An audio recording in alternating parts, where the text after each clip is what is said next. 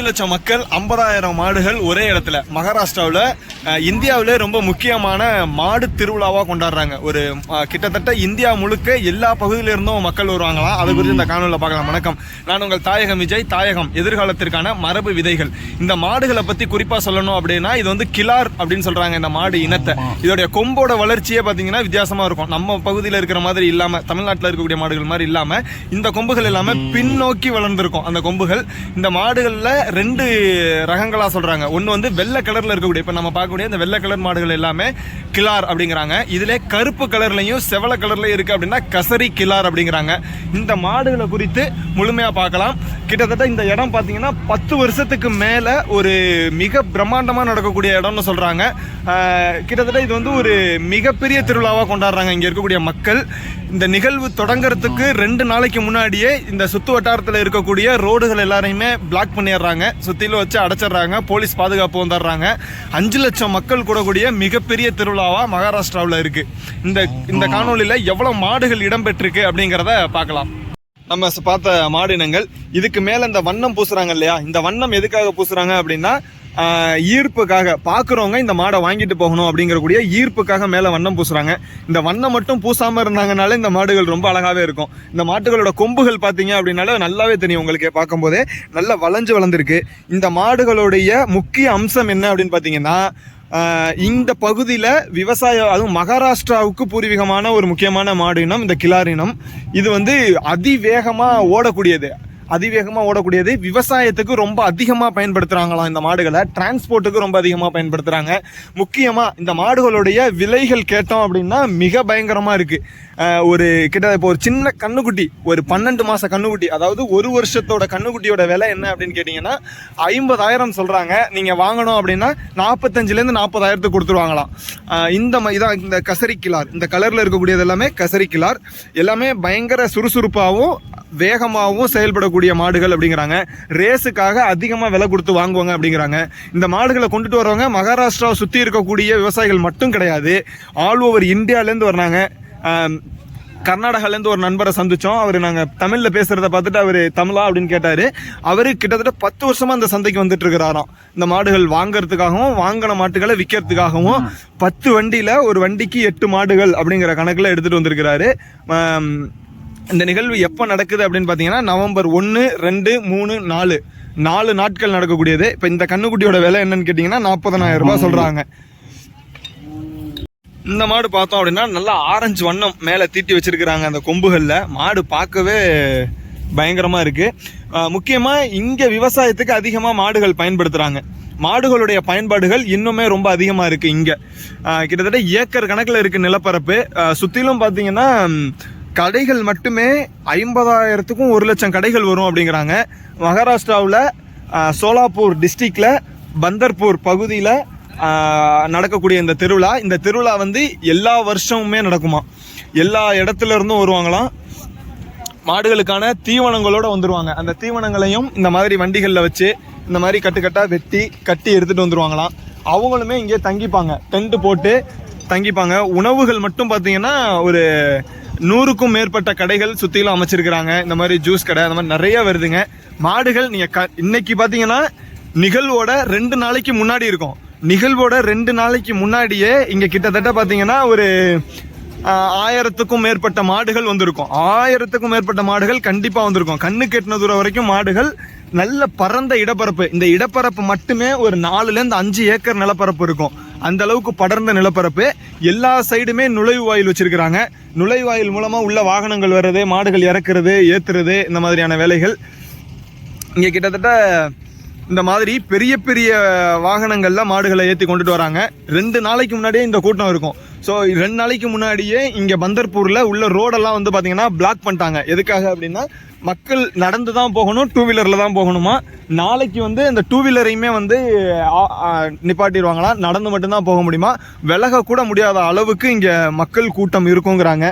இந்த பிரமிப்பை கேட்டுட்டு சரி இவ்வளவு தூரம் கிட்டத்தட்ட தமிழ்நாட்டிலேருந்து ஒரு 1000 கிலோமீட்டர் தாண்டி பயணம் செஞ்சு வந்திருக்கிறோம், இதை நம்ம பார்க்காம போனால் நல்லா இருக்காது அப்படின்னு சொல்லிட்டு நாங்களும் ஒரு டென்ட்டு போட்டுட்டோம். டென்ட்டு போட்டு விதைகள் விற்பனை செய்யலாம், பாரம்பரிய காய்கறி விதைகளை இங்கே வச்சு விற்பனை செஞ்சு பார்க்கலாம் அப்படிங்கிற ஒரு முயற்சி. விற்பனையை தாண்டி எங்களுடைய மிகப்பெரிய ஈர்ப்பு என்னன்னா 5 லட்சம் மக்கள் மாடு வாங்கறதுக்காகவும் மாடு பார்க்கறதுக்காகவும் ஒரு சந்தை கூடுறாங்க அப்படின்னா, அதுவும் 4 நாட்கள் நடக்கக்கூடிய சந்தையில் எந்த அளவுக்கு இருக்கும் அப்படின்னு பார்க்கலாங்கிற ஒரு மிகப்பெரிய ஆர்வம். அதனால கடையை போட்டோம். இன்னைக்கு தான் குழி போட்டுட்டு இருக்கிறோம் பந்தல் போடுறதுக்கு. அது குறித்து நம்ம பார்ப்போம். இப்போ இந்த கன்றுக்குட்டிகள் இது எல்லாமே பார்த்தீங்கன்னா 12 மாதம், 1 வருஷம், 1.5 வருஷ கன்றுக்குட்டிகள் தான். ஒரே ஒரு விஷயம், இதை பார்க்கும்போது என்ன தோணுது அப்படின்னா, ரொம்ப ஒரு பூர்வீகமான நிகழ்வு அப்படிங்கிறாங்க, வரலாற்றில் ரொம்ப ஆண்டுகளாக நடக்குது அப்படிங்கிறாங்க. இந்த வண்ணம் தீட்டுறதை மட்டும் குறைச்சிக்கிட்டாங்க அப்படின்னா ரொம்பவே நல்லா இருக்கும். இதை தண்ணியில் கரைச்சி ஊற்றுறாங்க, அப்படியே மேலே எடுத்து வச்சு அப்புறாங்க. இந்த ஒரு விஷயங்களை மட்டும் தவிர்த்துக்கிட்டாங்க அப்படின்னா இந்த நிகழ்வு இன்னுமே நல்லா இருக்கும் அப்படின்னு தோணுது. அப்புறம் கேட்ட எதுக்காக மேலே வண்ணம் தீட்டுறீங்க அப்படின்ட்டு. இந்த வண்ணம் தீட்டுறதுக்கு முக்கிய காரணமே அட்ராக்ஷன் தானா, பார்க்கறதுக்கு நல்லா இருக்கும் அப்படிங்கிறதுக்கு. அப்போ மாடு வெள்ளை கலரில் இருக்கும் போதுமே நமக்கு பார்க்கறதுக்கு ரொம்ப அழகாக தான் இருக்குது. இந்த கலர் பூசுறதை மட்டும் இவங்க தவிர்த்துருந்தாங்கன்னா ரொம்ப நல்லா இருக்கும்.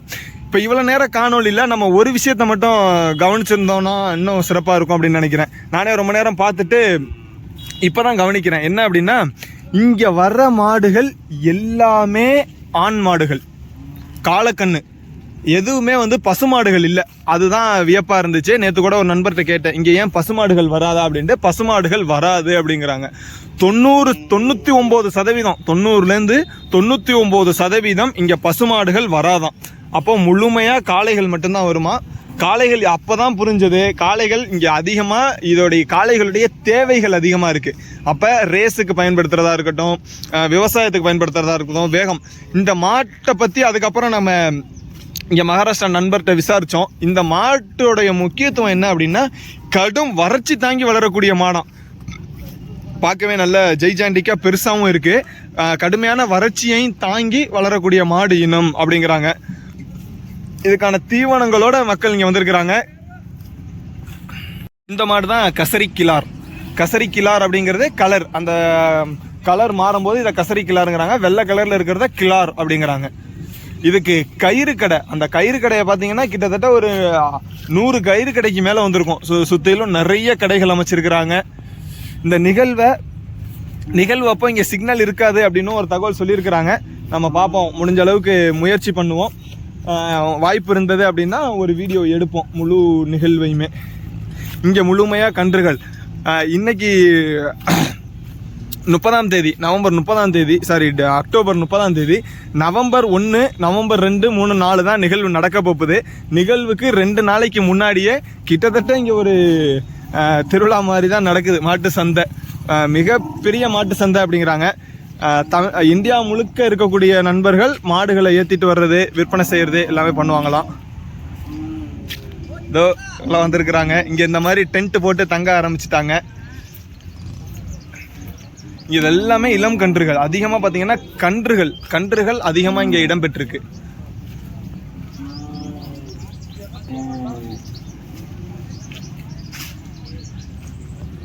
இப்போ இங்கே பார்த்தீங்கன்னா இது மாட்டுக்கு கால்நடை மருத்துவமனை. இங்கே இருக்கக்கூடிய மாடுகளுக்கு வைத்தியம் பார்க்கறதுக்காக வச்சுருக்கிறாங்க. இது கிட்டத்தட்ட ஒரு 4-5 இடங்கள்ல அமைச்சிருக்கிறாங்க.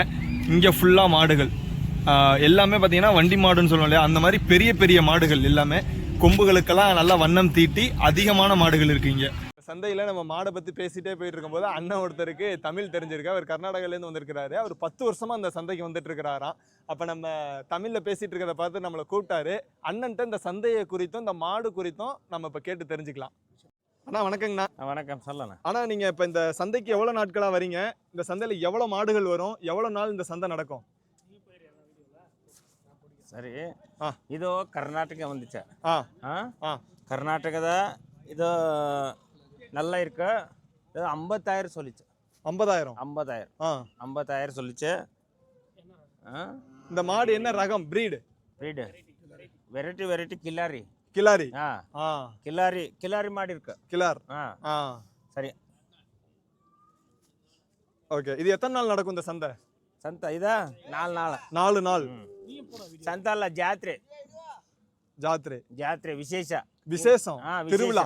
ஆனா இப்ப பெரிய மாடலாம் என்ன ரேட் வரும் இதுல? இத பெரிய மாடலா? இதுல பெருசு పాకలేంగ నాంగ అది ఎంత వస్తదరా? ఈ పెద్దది ఏంటి, ఎంత పడుతుంది?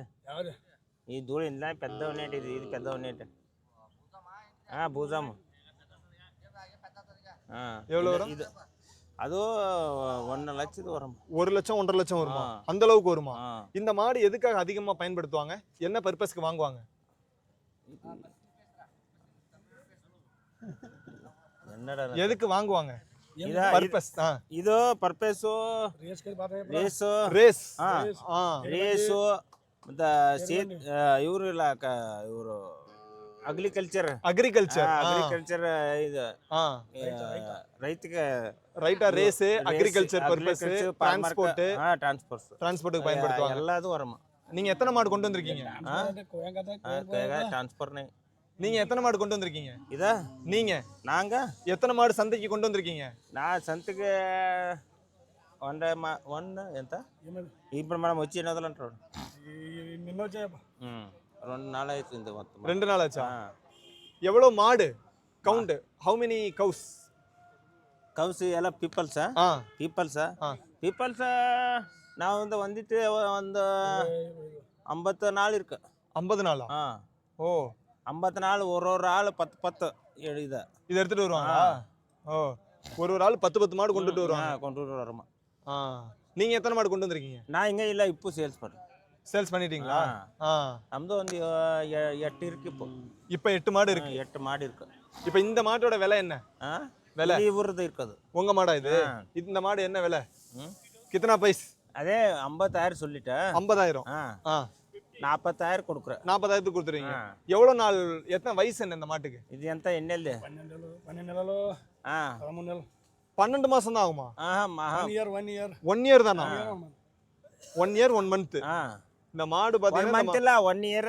இந்த மாட்டோட வயசு பாத்தீங்கன்னா 12 மாசம். அந்த கண்ணுக்குட்டி சொல்ல போனா நம்ம ஊர்ல எல்லாம் அதை கண்ணுக்குட்டின்னு சொல்லுவோம். இந்த கண்ணுக்குட்டியோட வயசு கொம்பெல்லாம் ரொம்ப ஷார்ப்பா இருக்கும். இந்த ஒரு மாடுகளுக்கு தான் கொம்புகளில் வண்ணம் திட்டாம இருக்காங்க. கொம்பை நல்லா சீவி ஓட்டிட்டு வந்திருக்கிறாங்க.